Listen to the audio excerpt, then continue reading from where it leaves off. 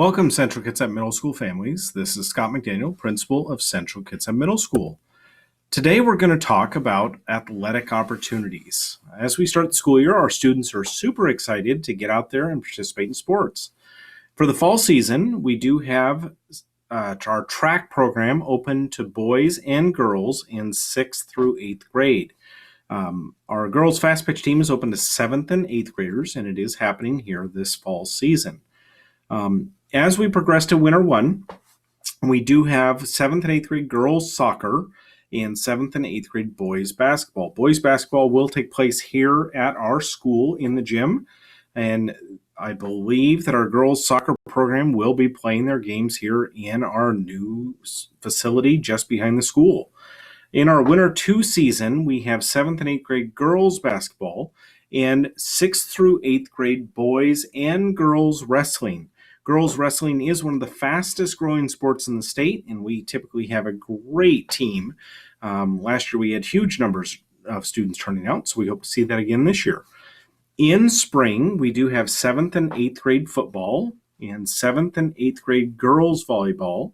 And then we have a 6th through 8th grade cross-country team. And so this is another great opportunity for 6th graders to turn out. Cross-country is open to boys and girls. As you're looking at this, you're probably wondering why 6th graders are not involved in all sports, and that is due to Washington Interscholastic Athletic Association regulations. So we have limited participation for our 6th graders. They're available to participate in some sports, but they don't count in team totals because they can't compete against 7th and 8th graders. So they are a part of the team. They still compete, but they compete against other 6th grade students. As we get going into the school year, a common question that we have is, what do we need to start athletics? For each season, we do have an athletic packet. Typically, this has a coach's letter, there's a season schedule, there's some other information sometimes in this packet. And so we do want you to pick up the packet. Usually there's a couple of forms you need to fill out. There's a couple of initials and signatures for both parents and students. So that's something you do want to watch out for. The second thing that you do need is a current physical on file. That requires a trip to a doctor to get checked out to make sure that students are in physical shape to be able to participate in sports. Physicals are filled out by a doctor. Typically, we have a form that they complete, and then you bring that back to us. Physicals are kept on file for 2 years. So if you have a 7th grader, it would be good for both their 7th and 8th grade year. And so that's good for all sports once we get that in and on file. And the last part is our athletic fee. And so for the first and second sport, there's an athletic fee, but if you do 3 or more sports in a year, then you don't have to pay the fee for those subsequent sports. So if your family does need help with athletic fees, there are some scholarships and opportunities available. But these would be the 3 main things that we need in prior to students starting. Students do need to have a minimum number of practices before they can actually compete in competitions.